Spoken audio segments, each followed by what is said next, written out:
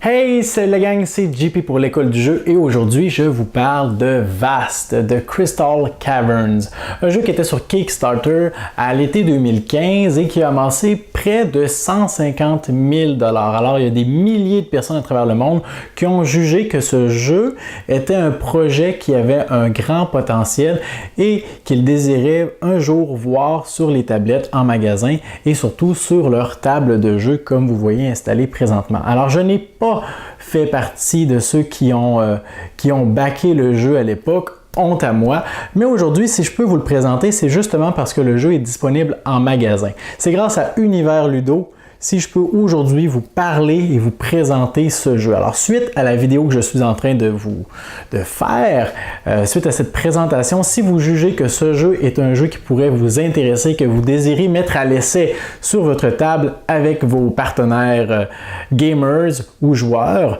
eh bien, vous pourrez vous rendre sur le site internet d'universludo.ca afin de valider si le jeu est toujours disponible sur leur site parce que aux dernières nouvelles, il en restait encore des copies. Ceci étant dit, je dois maintenant vous mettre au point quelque chose de particulier. Alors, cette vidéo n'est pas une vidéo explicative.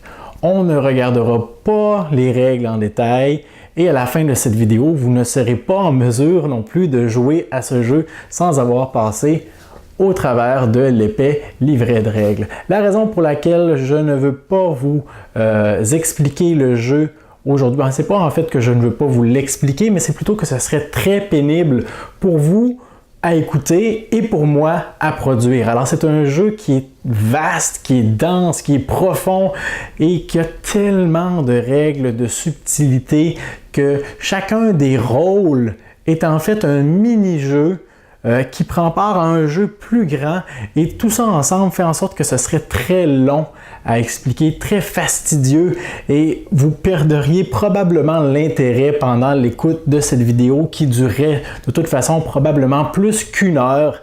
Alors, pour éviter cela, j'ai décidé de simplement vous présenter le jeu en espérant vous donner le goût d'en apprendre davantage.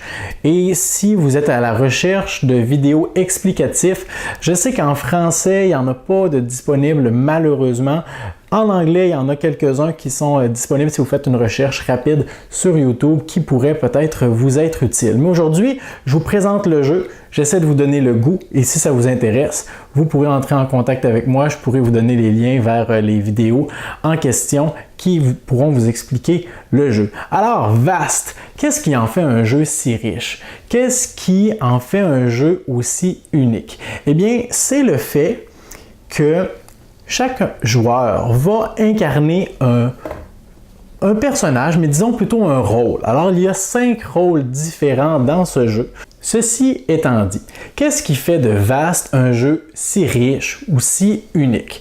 Eh bien, c'est son aspect asymétrique. Asymétrique, pour ceux qui ne seraient pas très familiers avec ce terme précis et vraiment propre à l'univers du jeu de société, asymétrique est un mot qui fait allusion au fait que les joueurs vont incarner parfois des rôles, des personnages, des classes qui sont vraiment strictement différentes. Alors, par exemple, dans certains jeux, ça peut se traduire par des bonus de départ, des unités différentes avec des habiletés différentes et tout ça. Alors, le terme asymétrique est tout simplement un synonyme de différent, unique.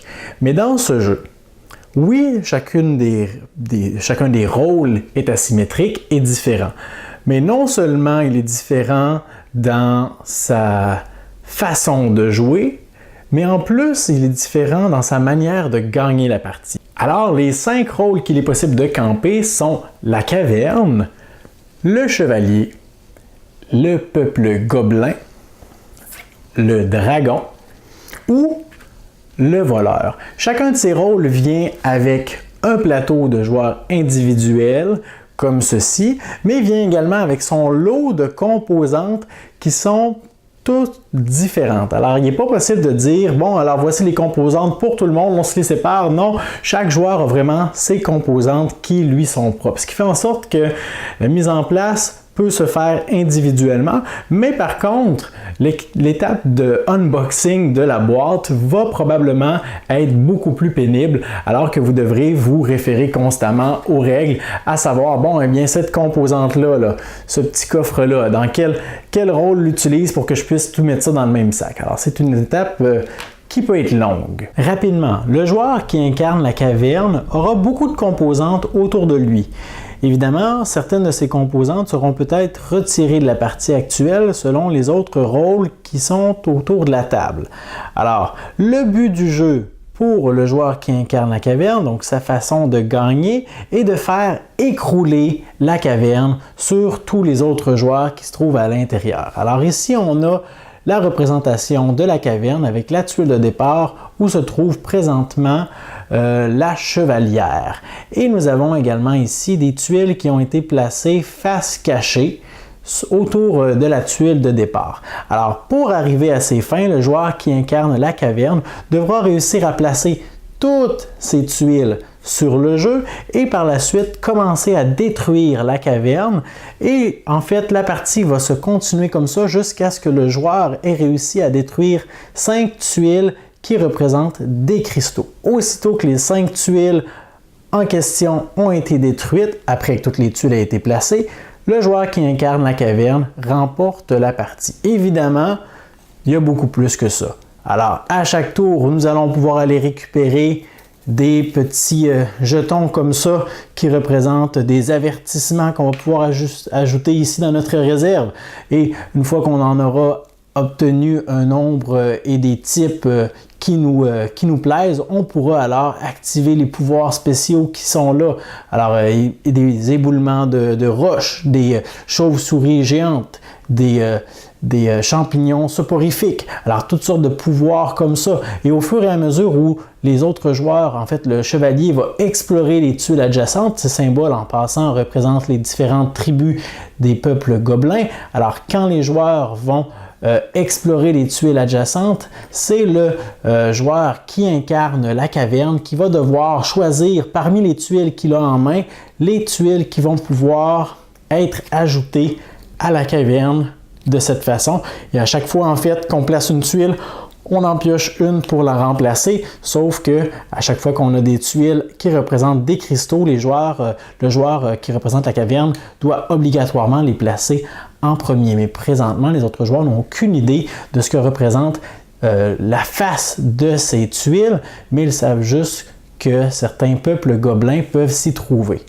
Évidemment, il y a beaucoup plus que ça, des événements, des trésors pour le chevalier, des coffres qu'on pourra placer sur la caverne. Pour vous donner une petite idée de la complexité des règles de chaque rôle, je vous montre l'aide-mémoire du joueur incarnant la caverne. Alors, on est loin des petits aides-mémoires portatif, alors une feuille bien remplie d'informations, sans aucune illustration, recto verso.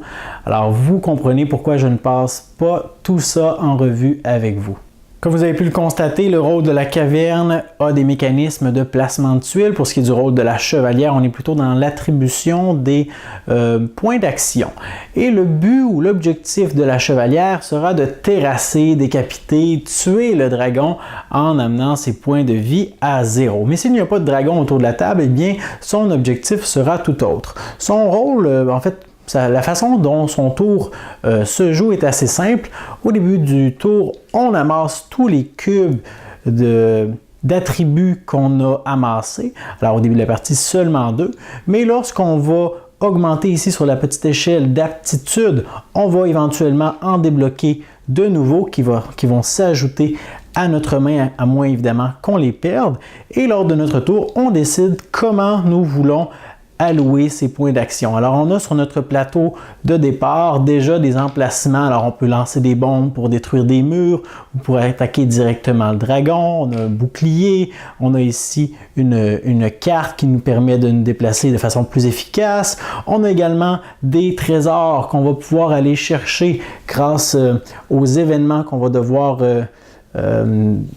résoudre en lien avec la caverne. Alors la caverne va parfois nous donner des cartes de trésors qu'on pourra activer avec ces cubes d'action. Alors à chaque tour, vous aurez le choix de gérer ces actions-là, en plus des habiletés qui sont juste ici. Alors le mouvement, si on désire se déplacer, on devra allouer des cubes, sinon on a un déplacement par défaut de 1, de 3 si je mets un deuxième cube, 5 si j'en mets un deuxième. Alors ici, pour la perception, alors ce sont les événements que je peux résoudre dans mon tour et ma force d'attaque pour le tour actuel. On a également une petite piste de vie ici jusqu'à la mort, chose qu'on veut à tout prix éviter. Troisième rôle qu'il est possible de camper, les peuples gobelins. Alors, les gobelins ont pour objectif de tuer la pauvre petite chevalière en emmenant ses points de vie à 0. Encore une fois, s'il n'y a pas de chevalière autour de la table, eh bien, ils ont un objectif qui est tout autre. Et pour ce qui est des gobelins, leur tour de jeu a différentes étapes. Alors, au début de la partie, on va tout simplement piocher une carte guerre. Pourquoi une seule? Eh bien, en fait, le nombre de cartes qu'on pioche est équivalent à notre taux de rage. Alors, si au début de notre tour, notre rage est à 0, on l'augmente de 1, on pioche le nombre de cartes correspondant. Alors, vous comprendrez que plus on a de cartes entre les mains, plus on a la possibilité de faire ce qu'on veut. Parce qu'en fait, on pioche un nombre de cartes X, on les consulte et on n'en choisit qu'une seule. Alors au début de la partie, on est comme pris un peu avec celle qu'on pioche. Après ça, on attribue la population à chacune de ces tribus. Alors on a ici la tribu des crocs, donc une présence de 2 pour la tribu des os et 2 également pour la tribu de l'œil. Par la suite, on a également des habiletés spécifiques pour chacune de ces tribus. Alors, il faudrait aller lire chacune de ces informations-là. On regarde les informations qui sont inscrites juste ici. Alors, dans ce cas-ci, on n'a pas de monstres à piocher, de cartes monstres. Alors, ces cartes sont vraiment toutes différentes et uniques. En fait, c'est qu'on serait à la tête de types de monstres qui habitent dans les profondeurs des cavernes qui sont vraiment très intéressants.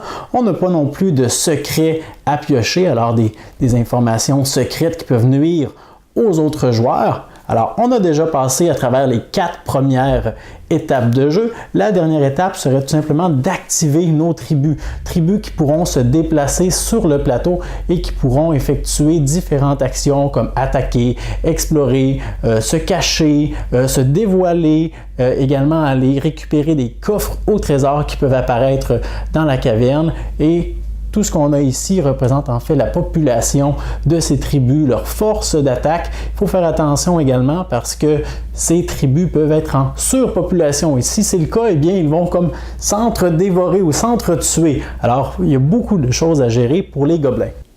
On ne peut pas ignorer le rôle du dragon. Alors, le dragon, tout ce qu'il veut pour remporter la partie, c'est s'éveiller et fuir la caverne.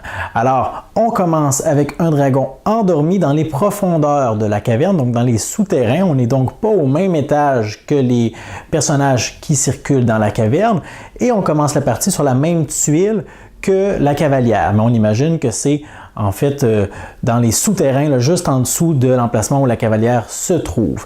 Et on a ici une petite piste d'éveil. On a également des cubes qui représentent l'état de sommeil de notre dragon et chacune de ces zones est caractérisée par un objectif différent, comme par exemple récupérer des trésors, manger des gobelins, dévoiler des tuiles événements de la caverne. Et à chaque fois qu'on va réussir l'un de ces petits objectifs, on va récupérer un cube de sommeil qu'on va venir placer dans notre piste éveil. Et dès qu'on va placer le 11e cube d'éveil, eh bien, en fait le cube de sommeil sur la 11e tuile, notre dragon va s'éveiller. Et par la suite, ça va changer beaucoup de choses, entre autres par rapport au combat, au mouvement, mais le dragon voudra par la suite fuir la caverne par la tuile de départ. Et s'il réussit à faire cela, il remporte la partie. Mais le dragon, en plus donc de travailler sur des petits objectifs, devra gérer les cartes pouvoir qu'il va récupérer à son tour. Alors, on va toujours récupérer le nombre de cartes qui correspond à notre niveau d'esprit. Alors, 3, 5, 6. Alors, vous voyez que plus on va placer des cubes de sommeil ici, plus ça augmente nos caractéristiques. 2 armures, 4 esprits. Alors, on pourrait aller récupérer jusqu'à 4 cartes pouvoir qu'on va consulter. Et à notre tour, eh bien, ce sont des pouvoirs qu'on va pouvoir utiliser, comme par exemple ici, là, avec 2 ailes, une flamme et une griffe, un de chaque, ça me permet... Est-ce que ça me permet quelque chose? En fait, j'ai 2 ailes. Alors, 2 ailes, ça me permettrait ici de faire slap. Alors, donner un coup d'aile au cavalier et de le déplacer. Alors, il est possible de faire du dégât aux gobelins et de les manger pour augmenter ma piste ici et travailler sur mes objectifs, de interagir avec la cavalière, avec le voleur également. Alors, tout ça fait en sorte que le rôle du dragon, eh bien, est vraiment dispersé, là. On travaille avec des pouvoirs, mais dans le but de réaliser des petits objectifs. On a également le dé ici qu'on va pouvoir lancer. Ce n'est pas un vulgaire D6. Alors, ce qu'on voit dessus ne représente pas des nombres, mais bien les tuiles qui se trouvent autour de l'endroit où on se situe. Alors, lorsqu'on lance le dé, ce sont toutes les tuiles qui sont représentées par la face juste ici qui sont affectées. Alors, en lançant ce dé-là, eh bien, on va pouvoir dévoiler justement des tuiles, affecter notre cavalière pour essayer de lui faire diminuer ses aptitudes. On va peut-être pouvoir manger des gobelins également. Et finalement, nous avons le dernier rôle, celui du voleur, qui commence la partie sur la tuile de départ. Et le voleur voudra tout simplement voler. Mais voler quoi? Eh bien, vous vous souvenez des petits coffres au trésor que la caverne va pouvoir placer un peu partout sur le plateau central. Et également, j'en ai pas parlé tantôt, mais le dragon a ces petits jetons de gemmes très précieux qu'il va laisser tomber également sur le plateau. Alors, le voleur veut récupérer un total de 6 gemmes et trésors pour remporter la partie. Lors de son tour, la première chose qu'il va faire, c'est récupérer les 3 jetons ici qui ont des valeurs différentes et les assigner de la façon qu'il veut dans ces 3 aptitudes, le mouvement, la capacité à se cacher et la capacité à voler les choses. Alors, le mouvement va lui permettre tout simplement de se déplacer. Alors, dans ce cas-ci, 3 plus 1 donnerait 4. Alors, il pourra se déplacer jusqu'à 4 cases. La capacité à se cacher, eh bien, va tout simplement lui donner une valeur pour éviter le combat. Alors, le voleur n'est pas un combattant, il veut à tout prix éviter l'affrontement. Alors, on aurait ici une valeur de 3. Et dans le cas de Thievery, qui est la capacité à voler les choses, eh bien, on va additionner la valeur qu'on a placée à la valeur qui est juste ici, dans ce cas-ci, une valeur de 5. Ça correspond au nombre de cubes actions qu'on va pouvoir placer sur notre plateau pendant le tour. Alors, si j'ai 5 cubes, 5 actions, eh bien, je récupère tous les cubes qui sont là. Si j'avais placé ça de cette façon-ci, j'en aurais seulement 3 pour commencer la partie et je vais tout simplement les placer sur sur les capacités qui m'intéressent. J'ai loot, pickpocket, picklock, climb, backstab, hide loot. Alors, on a ici le nombre de cubes qui sont nécessaires selon l'action. Alors, on a ici pickpocket. Avec seulement un cube, c'est pas très efficace. Je vais pouvoir récupérer, je vais pouvoir en fait voler un autre joueur. Mais pour réussir ça avec seulement un cube, il va falloir que je lance mon dé et je vais réussir si j'obtiens un 4 ou plus. Si je mets 2 cubes, je vais réussir si j'ai un 2 ou plus. Si je mets 3 cubes, c'est une victoire automatique. Alors, on a plusieurs petites habiletés comme ça. Alors, je vais placer mes cubes comme je veux et je vais ensuite résoudre ces actions et me déplacer. En cours de partie, c'est inévitable, le voleur va mourir. Il va mourir probablement plusieurs fois. C'est possible que la cavalière tue le voleur, c'est possible que les gobelins tuent le voleur, c'est possible que le dragon tue le voleur.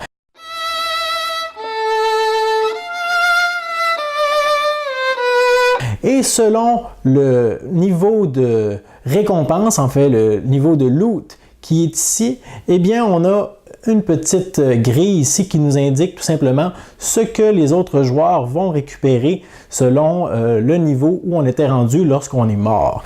Il est également possible en cours de partie de récupérer des améliorations. Alors on va pouvoir placer comme ça des petits des petits marqueurs comme ça pour nous indiquer que par exemple mon action Pick Lock maintenant était de base. Alors c'était, je devais faire ce qui était écrit ici, mais maintenant que j'ai débloqué l'amélioration, à partir de maintenant, eh bien n'importe quelle activation me coûte un cube de moins. Alors chacune des améliorations est différente et ça fait en sorte qu'on a des choix différents à chaque fois également. On est de retour avec Vast et comme vous avez pu le constater dans les brèves explications que je vous ai données, c'est un jeu qui a beaucoup d'informations. Et là, on a à peine effleuré la surface. J'ai essayé de vous expliquer ça là, en moins de 2 à 3 minutes par personnage et vraiment, là, j'ai expliqué la base. C'est même pas assez pour commencer une partie parce que on n'a pas parlé de comment résoudre les tuiles une fois qu'on les dévoile, de comment le joueur qui incarne la caverne doit placer ses nouvelles tuiles.